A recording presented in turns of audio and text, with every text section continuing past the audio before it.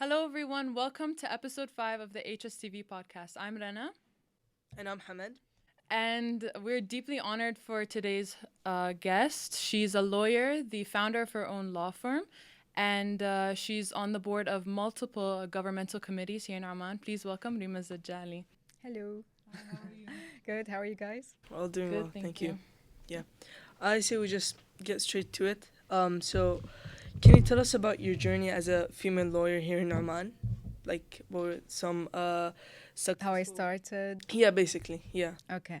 So I started in about 2003, Okay. and I'll tell you my journey as a female lawyer. Yeah. Yeah. It was quite different in those days. So we were about. I'd remember it was about three female lawyers attending in court. That would be the maximum number I would see on a daily basis, and we didn't really have a place to sit, like a waiting place or something. So I would be standing there, and then in the courtroom, sometimes I'd be the only female lawyer attending. Obviously, things have changed now, and now you don't see much difference between a male lawyer or a female lawyer. The numbers have increased. Oh, yeah. I actually have the numbers. Perfect. So we're going to compare the number of female lawyers and the male lawyers now. So in 2020, there's about 4,349 lawyers registered with the ministry and 1,481 female lawyers from those now in 2020. So there is quite a big difference from those other days. Yeah. Yeah. So you mentioned changes in the legal profession. So what changes have you seen in diversity and inclusion specifically? You mean within gender diversion? Is that what you mean? Obviously, I don't see. Okay, with the gender diversity, we don't have that within the lawyers because it's an individual choice to be a lawyer or not. But if we say that if there is an appointment of, let's say, judges, we still don't have female judges appointed, and hopefully within the future, close future, yeah. You've mentioned that there were like changes that led to more female lawyers registered. So can you tell us about some of the changes that happened during the period of time? Okay, when we look at the number of female lawyers registered, if we compare 2022, for example, the numbers have reduced for the female lawyers. So this says that some of the lawyers, female lawyers, are not lawyers anymore. So they're either working somewhere else or they've just decided to stop working. This happens quite a lot with females because being a lawyer, you're attending courts, and we don't just have a court in Muscat. So we have courts in different places, regions in Oman. So she'll have to attend in these places, and a lot of them don't like to go in these areas, a lot of females. And other than that, females, obviously, they do get married, they start families, and it's quite a big responsibility being a mother. So they need to take a term break or something. I think these are some of the effects that a woman could face. Yeah, 100% agree. Yeah. So, how do you balance the need to uphold the law with the desire to be like empathetic and understanding towards your clients? Being empathetic is, I think it's a good thing. I don't say it as a bad thing, but sometimes you could drain yourself with their issues. So sometimes being empathetic a little bit is quite good because you understand your client more, and then you'll know how they feel, and this way you can express what they want you to express in court, especially in cases where there's family cases or criminal cases, for example. Yeah. Yeah. And I'm sure a lot of our audience are looking into law or for the future. So what skills do you feel have best served you as a lawyer that you think would be important to gain when looking into law? Into law. So looking into studying law or looking into as being a lawyer while you're working? Is there a difference? Studying law, you just have to study and research well. Yeah, cut down on the outings. But with work, you need to pay more attention into details of each case. So you'll take longer time with your clients.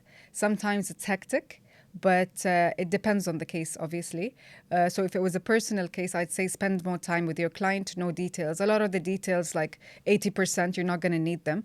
But sometimes you find some details they wouldn't have known that you actually need this information for this case. So she'll be talking or he will be talking, and then you get to some points where it could help you in your case.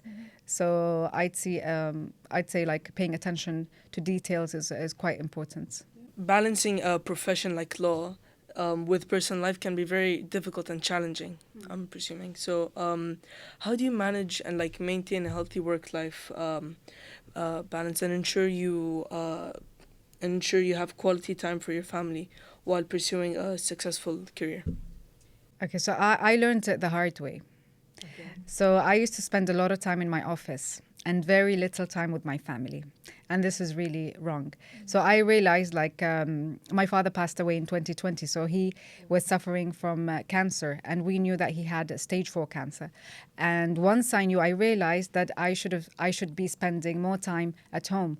So during 2020, you know that there was Corona during that time. And I'm actually happy that we had that because I had time to stay home, spend more time with my dad. So time management is very important. Of course, work is important, but family should be the most important thing you have. But at that time, I just started my law firm. I need to spend more time in order to be successful. And with that, something that helped me is I still use a diary.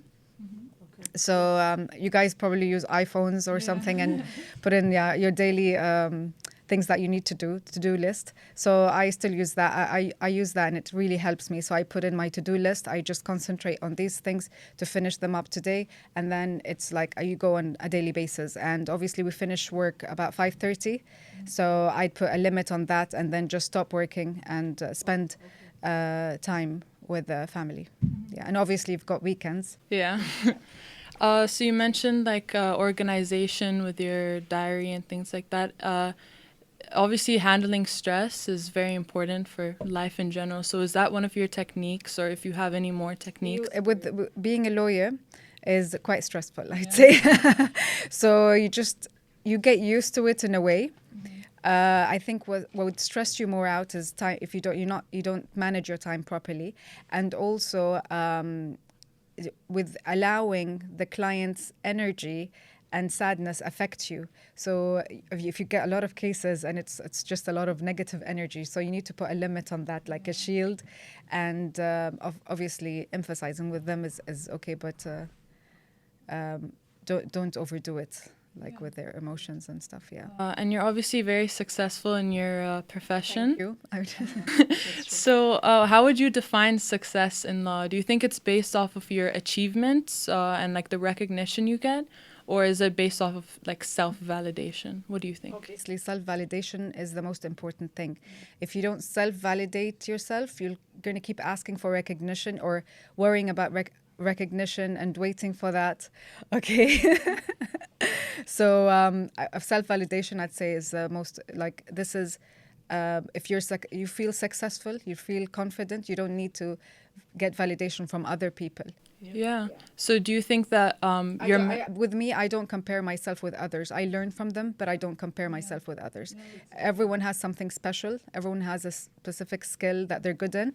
And so I don't compare, but I learn from them and see how I could improve. Have you always been this confident in yourself, or did it take time for you to? It takes a lot of time. So for someone, like if you just graduate and I just want to be successful like this year, this is not going to happen. It takes years of experience.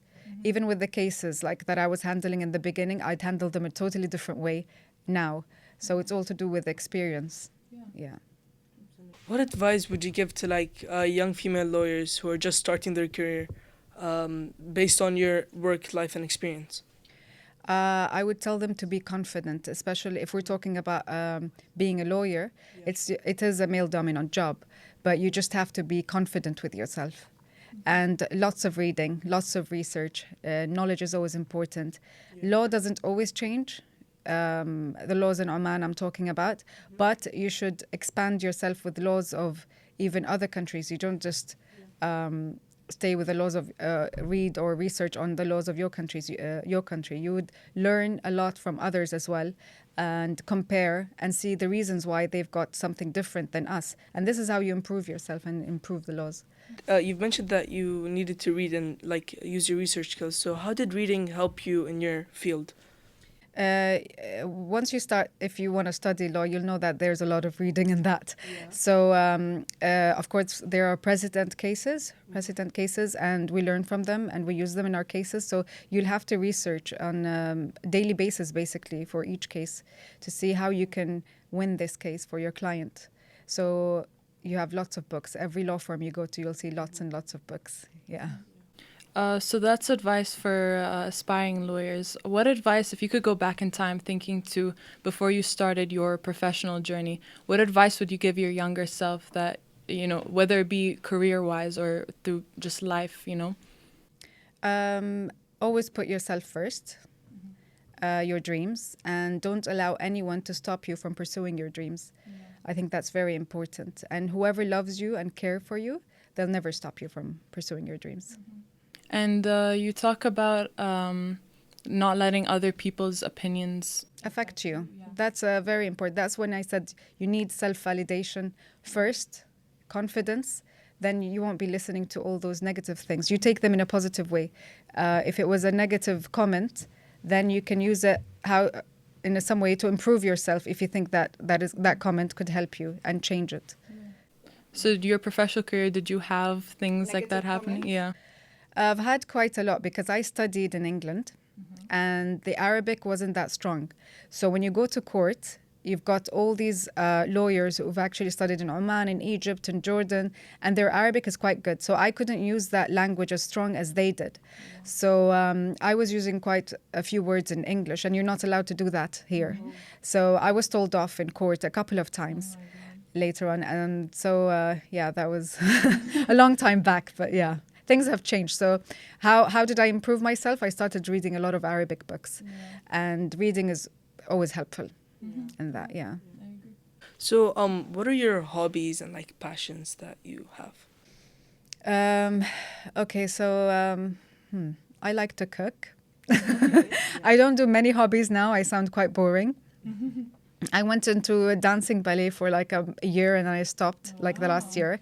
And I just try to do different activities like swimming, just whatever I can, whatever time I have, I would do that. Yeah. So now I'm quite busy and I don't have anything interesting to say about hobbies, unfortunately. Yeah. Yeah. Great. Okay, so do you still want to study law? That is a question for them now. Well, I'm not sure if I have any like interest in law, but after this, I might have to take it into consideration. About you, Rana? It's very intimidating, I feel like, because what everyone says about law school is that it's so hard and there's so much reading and it's so much pressure. You don't have a social life, things like that. You could try to balance, as we said, time management, yeah. So I guess if I could consider it, I have to take that, learn that skill, yeah. Yeah. So, you talked about like hobbies, but what about your passions that you have? The passions that I have, it's mainly it's all to do with my work. I'm just obsessed with my work, I think. Yeah. So I'm a perfectionist in that way. Yeah. So with each case, I'm very specific with every single detail that comes out of my firm, my law firm. And do you think being a perfectionist is negative or is it more positive? I criticize myself a lot, and that's what you do when you're a perfectionist. And that's why when I tell you it's important to validate yourself before looking at other people's opinions, it's because you're ready, doubt yourself, and you're like picky on yourself more than other people. So, for example, on interviews, I'll pick on lots of things. I should have made it this way. I should have said it this way. I shouldn't. Yeah. So that still actually happens. Even in court, whenever I leave any hearing, I would I should have said this. Oh, I shouldn't have let this out. Yeah. So do you have any wise words if anyone else is struggling with things like that, self-criticization? Just work on yourself. And I said it before, just don't compare yourself with others. And mental health, does that affect Obviously. With work, with everything in our life, mental health, it does affect. If in a day, like you would go through like a day that you feel down or depressed, that would affect your work as well. So you always try to separate and concentrate those, that these like days where you feel down are going to pass on. So sometimes you feel that, okay, this thing, it's just so big, or something you're angry or upset about. The next day that would shrink. So you just have to think of it that way, and that's what I do. And so if you want to prioritize like your mental health and just like calm yourself down, get out of things. Meditation I've done it a bit.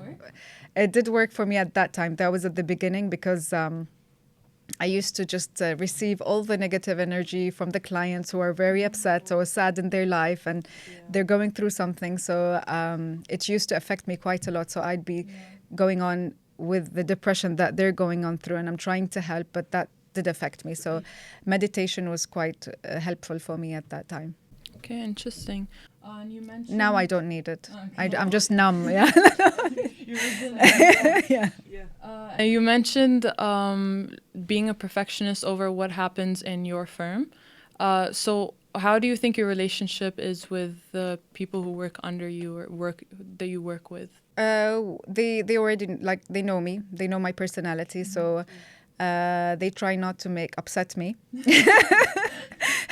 But I treat them as family, really. Like, we're very close, our group, yeah. And I'm a perfectionist with every employee I have. So they have the 3 months trial period, and if they're not good enough, they don't stay. Okay. Okay. Yeah. Warning for anyone who tries to sign up.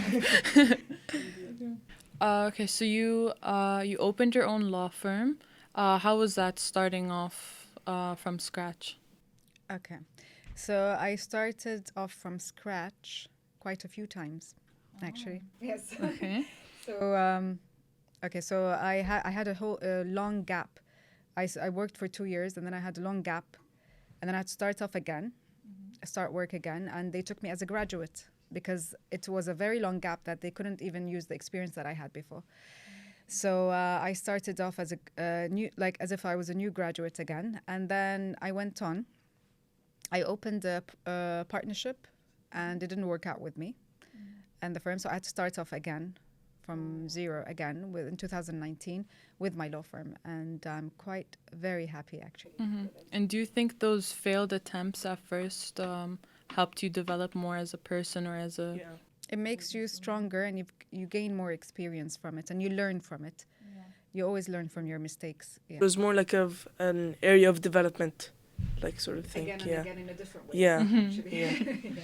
So were there any things that you regretted throughout that period where you were still trying to build yourself up? For example, the gap period that I had, I do regret that. But other than that, these failures that were happening, like for example, the partnership that didn't work out, I worked even harder, and I became quite bigger. I have a bigger law firm than I used to. So yeah, it worked out well for me. Yeah. Okay, so we talked a bit about mental health. So through all the stress and everything that you had to go through, was there anyone that was an inspiration or kind of calmed you down when things were getting hectic? I think it's more my father. He was my support system. Yeah, and each and every stage you'll have a close friend or someone who's supporting you from work. They would also, I think they would also be part of that support going through. I think so. Each stage in your life, it's quite different, but it's always been my dad within my whole career, really. Yeah. So you said you started your career in 2019, and then COVID happened. So how did you manage your career through COVID? Okay, so I think there was a lockdown for a bit of time at the beginning, and then we had the courts closed. So during that period, it was about 3 months. It was very, very slow. But after that, it went in so well because a lot of people had issues and a lot of people wanted to file cases. Yeah. So that was came out positive for us. Yeah. For you, at least. Yeah. This is more of a personal question. So we didn't speak much about like your youth, but obviously, like, I'm not going to compare law school and the stress of being a lawyer to being a student, but I guess there could be some similarities. Have you ever had like how was that stress like In university, yeah, I mean in university and How did you deal school. with it? it was. I didn't deal with it the right way at that time. So I would disappear by the end of term, about 6 weeks. I wouldn't go out, probably sometimes more, and I'll just be studying. Yes, I wouldn't be the right person to ask that. You shouldn't learn from that, but you should always have like time during the study period, the term, and just study and then just chill and have fun in the weekend. But I didn't do it that way. I just leave it till the end, which was it's not the right thing to do. Do you Yeah. think that made you successful, or do you think that might have been a mistake I on your still get behalf? stressed the same way, so I don't think I've learned it didn't make me reduce the stress because I've been through enough stress in university. No, it didn't really. Okay. But I don't get as stressful as I used to before because now I'm more managing my time in the right way. So thank you so much for being here. We appreciate you a lot. Thank you guys so much for watching. Make sure to like, share, and subscribe. Make sure to check out our Instagram, which is at HSTV Podcast. And yeah, thank you guys so much for watching. We'll see you on the next podcast. Thank you for coming. Thank you. Bye. Thank you.